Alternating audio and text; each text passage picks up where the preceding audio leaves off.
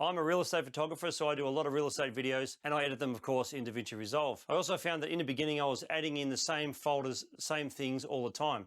So I was adding in lower thirds for a certain real estate agent, or contact card for a certain real estate agent, or logos for real estate companies. I was loading those in all the time for every single video I did.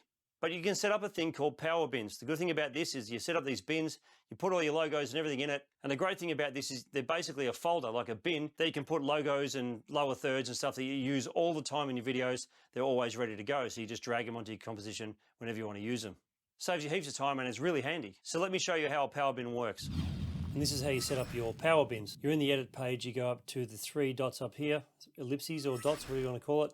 Click on them, click on show power bins. So now you can see that Power Bins is open up on the window here, and you click on Master and you can create folders inside there. So right click and go New Power Bin or New Bin, and you can call that one Lower Thirds.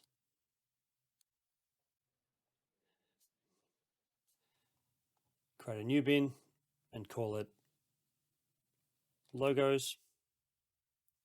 And now when you click on one of those folders, you can drag your logos into that folder and they'll always be there for every project you do. So every time you open up a project, you can just go to the master, lower thirds, drag your lower thirds down onto your footage and keep working. It saves you heaps of time. If you're a beginner and you're new to Davinci Resolve, then you're going to love this next video here, which is 36 shortcuts that you really have to know to make your life a lot easier. And I'll see you in the next video. Thanks for watching.